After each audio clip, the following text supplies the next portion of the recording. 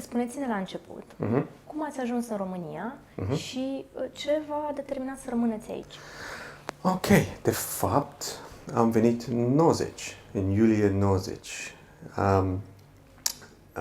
Am fost cu un prieten în tren pentru studenți o lună. Am luat un bilet pentru o lună și am descoperit Europa de Est, Berlin, Praga și am vorbit cu un prieten și am zis hai să mergem în București. Arată cam scary și am citit despre Ceaușescu și securitate și wow, ok, hai să mergem un weekend și fugim, ok? Doar să zicem că am fost la București, ok, tic. Ok, și am stat în tren și am vorbit cu un tip din Bercen, ok? El nici astăzi nu vorbește engleză și eu n-am vorbit limba romană, dar până la Gara de Nord am vorbit o grămadă de chestii despre fotbal, despre orice. Și noi am ajuns la București, la Gara de Nord și a zis și voi doi, unde stați? No idea. Găsim un hostel sau ceva. Și ok, am stat 3 luni până septembrie. Și când am trebuit să plec, a expirat viza, am plâns în tren și m-am gândit, wow, I left my heart in San Francisco, or I left my heart in Bucharest. Ce v-a plăcut? 3 luni de zile aici? Adică ce v-a determinat? Ați venit pentru un weekend? Exact. Am fost impresionat cu țara. E o țară frumoasă. Când trenul a mers prin, cred că a fost Apuseni sau zona Transilvania. M-am gândit, wow, unde sunt? E ceva special. A vorbit cu mine. Și m-am simțit emoționat și, ok, poate am fost român într-o altă viață, nu știu. Dar asta este. Și, da, prietenii mei noi am făcut niște excursii la mare, în Costinești, Constanța, Mamaia, și Făgăraș, și Brașov, și peste tot.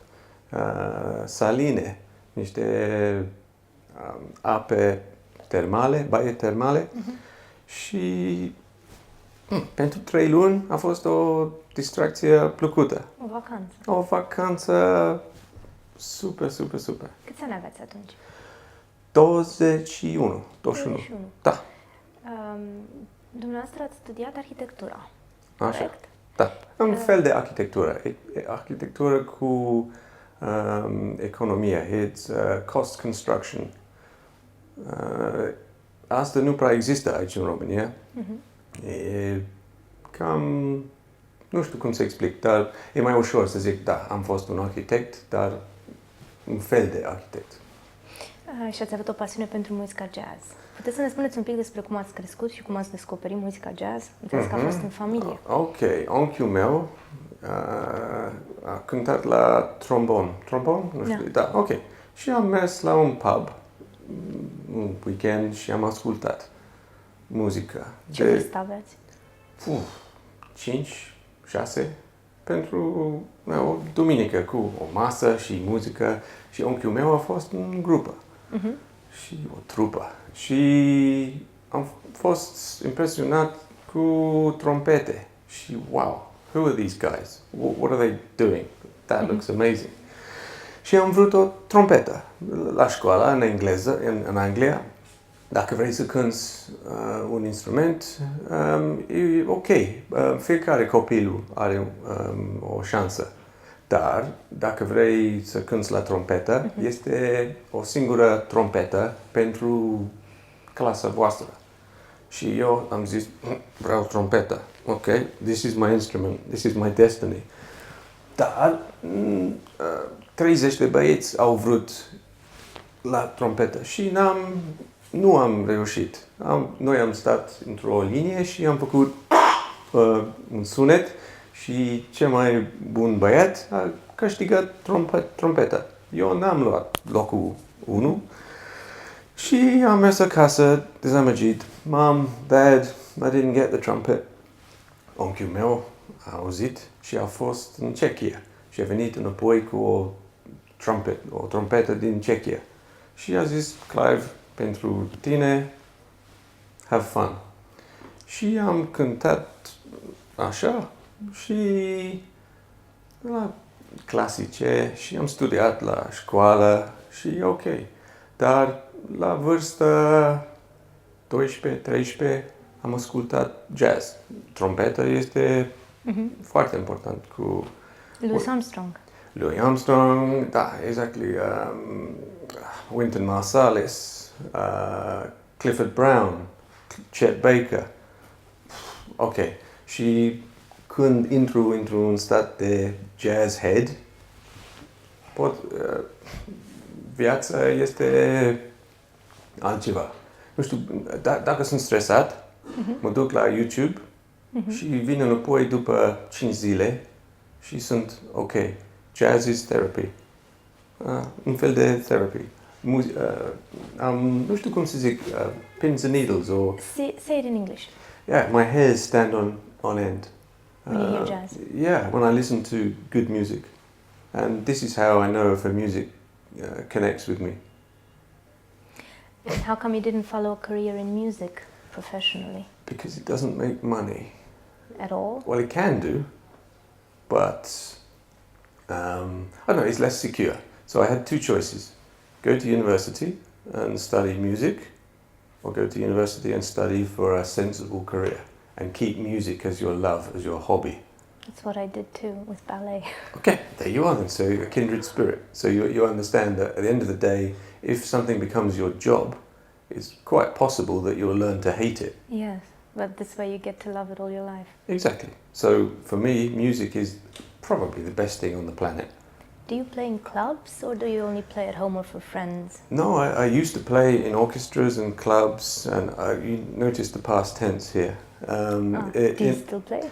This is the problem. I still have the trumpets. I have a trumpet and a flugelhorn, and they're there, and I just play at home now. But in the past, I used to play for money. I used to be a gun for hire. I used to be, the horn section with some other guys for small groups and stuff like this. And I would work my job in the day and come home, and at night pick up the trumpet and the gig bag, drive off somewhere else, play for some people who would either be fantastic or awful, but you'd then get your check at the end, take your money home, and you've made a bit of cash doing something you like. Did you have a passion for architecture? Why did you choose it? It's my lovely uncle again. My uncle was an architect doing the same sort of thing and used to work in the Gulf states. So he was in Saudi and Oman and whatever. Oh, exactly when they were building the Gulf states. Yeah, the boom in the 70s and 80s. So that was an architect's dream. Yeah, and here's me at the age of 12, I wanted a new trumpet, I wanted a new synthesizer, I wanted a new piano, I wanted a new drum set, okay, all of this sort of stuff. I can't get that sort of money from selling papers. So my uncle said, in your holidays, come and work for our company. So at the age of 12, I started to work as an office junior during my school holidays to earn cash. So how did that work? What did you do? It was awesome. I was also doing gymnastics at school, so I used to entertain the guys by doing backflips and flip-flaps down the hallway in the office. Totally crazy situation. But I was like the kid in the office. But I used to run to the post office for people. I used to carry bags for people. I learned how business works, how administration works, how you integrate with different people, how you communicate. All of these sort of life skills that you need in a business world, I kind of, got through osmosis from the age of 12, 13, 14. I thought I was just earning money. But actually, no, it was a deeper thing happening to me. I was learning to be a professional, I suppose, from the age of 12, surreptitiously. That's really lucky. It was. And then you went to college. And you studied architecture and... Of course, yeah. My love was geography, but my parents said to me, well, if you study geography, what are you going to do at the end of it? I don't know. Yeah, exactly, teach, which was also on my list, become a teacher. But at the end of the day, it was decided that, okay, you've worked for your uncle's firm since you were 12, you have some experience there, so why not just carry on? And here's the thing. I never really I liked the office atmosphere, but I never really liked the role and the jobs and the architecture and this sort of thing. And so every semester I would say to my parents, got to go back to uni in London, but I don't want to go. I hate it. I want to give up. I can't do it anymore. I want to do something else. Just keep going until Christmas. Just keep going until summer. They got you to finish college. Exactly. So I finished. And here's the thing. From a boy from the suburbs, from outside of the London, I moved to London. And I learnt to mix with people from different races, different cultures. I learnt to eat food that's totally different to what I would normally eat where I came from. So I went to school, and I think there were 2 black guys in the whole school. Okay? When I got to university, I think there were 3 British people, and the rest were Angolans, Malays, Chinese, Japanese. Literally, it was the United Nations. And considering you're a geography enthusiast, that must have opened the doors to all new cultures. Yeah. I mean, I had this, and my father worked for an airline.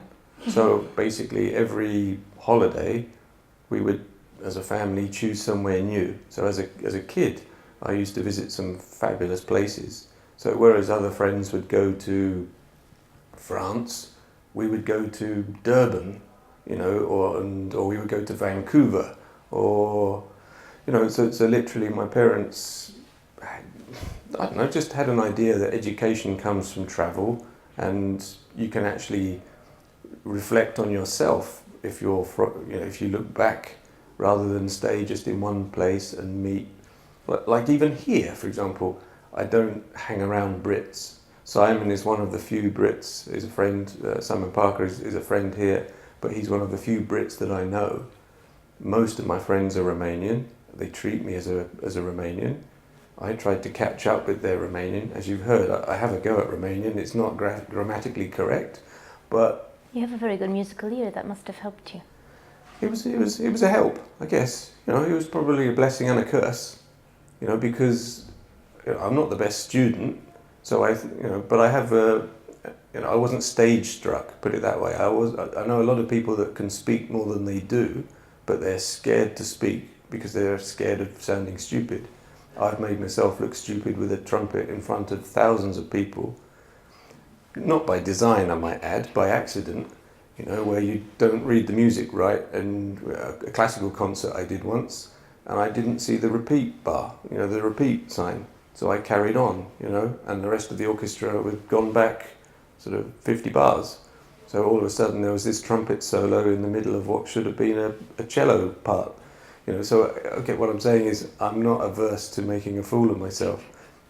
And I think with a foreign language, if you have the courage to say something, whether it's right or wrong, at least you can progress. So I've made some hilarious mistakes in Romanian. Cum ar fi? Nu pot să zic, dar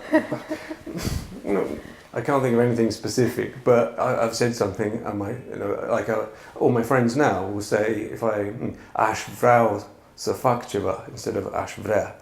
So all my friends now, they say, aș vrea să fac, and I know that comes from you. From me. And it's like a little joke and a little, it's not wildly funny, but it's, they kind of find it endearing, I presume. I guess they're not all laughing at me, I don't know. But even if they are, I laugh along with them. And, and I laugh at some of their English pronunciation, for example. So for us, if you say happy, it's like sounding very affected. It's like how the Queen would speak. But there is no Romanian equivalent of happy. So English people will say happy, but in Romanian that comes out as happy. And if you want to pay with cash in Romania, you pay with cash. So for me, when they say plătiți cash, to me it sounds like they're actually asking the Queen, would she like to, So yeah, little things like this, if you have a knowledge of both languages, can be amusing. Do you know other languages as well? It seems you have a talent. No, I don't have a talent. I learned French and Spanish at school, but just to a point. And here's the thing, if you don't have any desire to learn a language, certainly for me, I think it's stale. Like in my career, as I say, I trained to be an architect, but my career is IT. And How come that happened? it comes from passion. It comes from within. It comes from the same thing with the language. So, basically in 1990, when I graduated, there was a huge recession in the UK. So the built environment really took a fall. So in September, when I left Romania, I went back for a job that started on the 1st of October. That was my only reason for leaving Romania. I got there and I was made redundant on my first day at work because they said, actually, we employed you on the basis that we would have a contract to do this, this and this. We didn't win the contract. And we forgot to tell you that we don't need you. So here I am, first day at work after I graduated, at 9:30 in the morning, back on the Oxford Street in London, thinking, okay, my business career is over, So, and what happened was, I then had to find a job, and I was 3 to 6 months behind all the other students finding jobs. So I couldn't get the best job in the world, so I had to think, right, London, no chance. And in the end, I ended up working for a company about 40, 50 kilometres outside of London. Fine. But I didn't really like it. But what I did like was processing information. And I saw that one of my jobs was to travel all around the country, England and Scotland, collecting figures from even before Excel spreadsheets. And I thought to myself, hang on a minute, we can do this electronically. Rather than me take 3 weeks of every month driving to Manchester, to Glasgow in Scotland, to Dublin, to collect figures, to bring them back, to put them in a database or a spreadsheet and hit calculate. How about we put a modem in each office and I just say, plug that in there, George, hit send, and I'm here in Reading, as it was, and in 2 minutes I'll have the information. And the guys said, luckily, the guys said, okay, this looks like the future. So I started to do this, and then I realized that I enjoyed doing that more than I enjoyed doing what I was paid to do. To go out on a building site and say, you haven't finished this project, we're not going to pay you for this, because that was argumentative. I'm not an argumentative person. Well, I don't think that. And in a way, that was the beginning of the IT industry as we know it. Yeah. My passion for IT has come from the fact that I like to be able to work from anywhere. So we're back to Romania again. We're back to the concept of, I realised very early on that if you store your information centrally and you can get access to that information from anywhere, you're liberated. So my business has been all about providing information to you so you can work no matter where you are. So we have an expression in IT, it's called eat your own dog food, okay? Which basically means I can't tell you to do something if I don't do it myself. So when I say to you as a business owner, you can work just as effectively from Bucharest instead of London, and they say, that's not possible. Say, well, I've just proved it's true because I do it. Because literally we have a team in London, we have a team in Bucharest. Just because I'm in Bucharest, I can still call you with a UK phone number, so you think I'm in the UK. I can connect to your servers and everything from here, no difference. And many clients don't even know that I'm here. So when I pick the phone up and I speak to them or I email them, they have no idea that I'm not in London. And that's the secret of communication and IT. And that to me gives me a shot in the arm. So, and I think it's that passion, that if you have a passion for something, it carries you through life. I'm 48 now, so I'm thinking, okay, I can't imagine how I would have felt if I was doing something that didn't give me that buzz on a daily basis. Going to an office every day with a big rain cloud over my, and working for a shitty boss, and it would have been awful. But for me, with the language and everything, it's just a case of, I learned Romanian because I want to learn Romanian, because I want to talk to these people. They're all laughing. Why are they laughing? I want to join in the jokes. I want to go out together and us to all be laughing together because we've understood the nuances of the language. And that was my drive to integrate. So you moved here in 2009. What prompted that decision? I got divorced in 2009, or basically I got separated in 2009, which was a big traumatic experience, as you can imagine.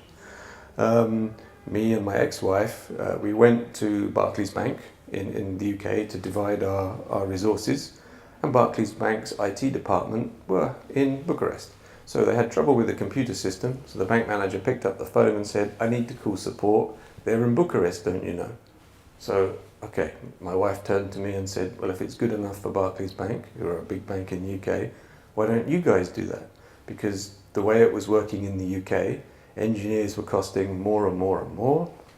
So I thought, okay, how about I tentatively start to do some things?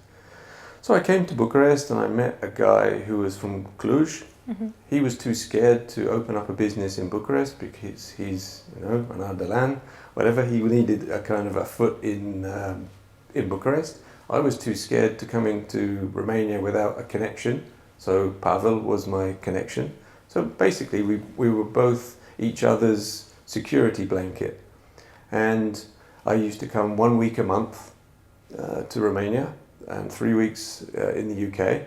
And as things progressed, I started liking the time in Romania a lot more than my time back in the UK. My time in the UK was adjusting to the fact that I wasn't married anymore, I didn't have a house, So basically I associated UK with bad, Romania with good. So, Romania was my therapy. I would kind of look forward to the time where I could start afresh. And so you could get away, yeah. Exactly. Romania gave me a complete blank canvas. It was, people didn't know me. Like, I met you last week. It was a case of, hello, I'm Clive, and there's no history, and there's no, what do you do and all of that. You can invent yourself again. So at the age of whatever I was, late 30s, I had the chance to reboot, as we say in IT, to reset and begin again. And that's what I did. I came here. I didn't know too many people. I didn't know anybody, but each person, I started to meet some really helpful people. I joined a singles group and we went running around the park, or Herestro, and and basically I met some really lovely people, and the Gashko was formed, And I met Simon, the other Brit that I mentioned that I know, in a lift, where I first lived on Decibel, Boulevard Decibel. Boulevard Decibel, yeah, where he had his former... Exactly. Well, I lived there too. And the way it worked was everyone would say to me, the other Englishman, you must do, because you Englishmen, you all know each other. So, no, I don't know any other Englishman. And then one day, we were both waiting for the lift, and just by Simon's accent, I realised that, Romanian wasn't his first language. So I said, just by chance, you're not the other Englishman, are you? And he was like, how did you guess? Well, okay, and we became good friends from then on. That's a wonderful story. Yeah. You married a Romanian woman as well, I understand. I did, back in '93. So basically, here's the thing. So my love affair with Romania started in 1990, and I met a girl back in '91, and we used to converse by letters. And I used to come over at Christmas and holidays and stuff like that. She didn't speak English, but she spoke German. So a friend's dad spoke German, so Christina would write to me in German. I would take them to my friend's dad. He would convert them into English. I would then write back. And yeah, Christina's a remarkable woman. She was my wife for sort of 18 years. But as I say but we lived always in the UK. So we got married in '93 in Bercen, and then we basically I flew out for the wedding. We got married, and then Christina decided to come back to London. And she's in London now, British passport holder, very happy to be, probably more English than I am. And she's now a doctor of psychology. She never had the opportunity here to study. Back in the late 70s and 80s, she would do all the Olympiads and whatever. She was a bright girl, but she never had the chance to study at university. So in the UK, she had a chance to do Open University. I had a good job as well. So it meant that only one of us needed to be earning. So Christina was studying for her PhD and that type of thing. And and now she's a doctor of psychology at Kingston University in London. And we're on good terms. We're divorced, but... And you've moved here in 2010, you said? Yeah, exactly. I started in 2010, but probably it became pretty much permanently from 2011 or 12. You know, there isn't an exact date. It was kind of a flux. You know, it started out with, as I say, 1 week, then it became 2, and then 3, and then it became, I go back to the UK less and less and less. Can you explain a little bit what you do here? Basically, what I always did, I still work for my company in the UK, but effectively I collaborate with some Romanian engineers who help us with clients in the UK, the US, Germany, Australia, whatever. And I'm the glue between the guys that help us here and the clients and the guys that are in London. How did Brexit affect you? In terms of company-wise, a lot, because effectively many of our suppliers are European or American, so we pay all their bills in euros and dollars, okay? But we earn from our clients in pounds, so the pound dropping 20% suddenly means that, okay, you can just take 20% out of any profit that was there. And if the margins on many IT tasks are 3 to 5%, so if you think your profit margin is 3 to 5% and someone's just added 20% to your costs, it's not pleasant. So you have to be pretty ruthless, shall we say. So my period from switching from the UK to Romania has all been about cost control. And whereas before, having an expensive office in the UK that was costing several £1,000s a month, well, eating my own dog food, I realised you can work from anywhere. So why do you pay £2,500 a month for an office when you tell people that you don't need to work in an office? Okay, so it was a case of I'll work from home. Where's home going to be? Well, home can be anywhere. It can be a railway platform in Berlin, or it could be a Hotel Intercontinental in Bucharest, as it was to start with. And then it could be, let's just rent an apartment in Bucharest for a month or 6 months to see how it is, because that's cheaper than staying in hotels. So Brexit determined you to move your company and everything, basically all of your affairs, to Bucharest?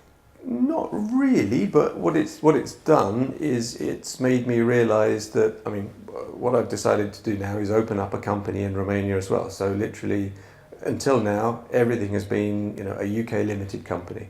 Okay, but what I've decided now is I feel so at home in the Romanian culture that actually the concept of me being a Brit anymore is really strange. So the idea is I live here, so I've decided to form a company here as well. So that's exactly what I'm in the process of doing with 2 great lawyer friends that I've met through Simon. It's the old network again. And they're helping me with the process of doing that. So now we're in the process of forming the company, going to see notaries every day to sign this, that and the other. And in a short time, I will have a company in the UK and a company in Romania. 2 separate entities, but I will be the megalomaniac boss of both.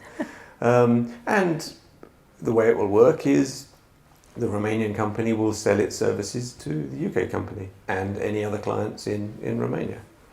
Can you tell us a little bit what you think about Romanian culture? You said it attracted you a great deal. What was it? Can you do a comparison between British culture and Romanian culture? It's the warmth of the people.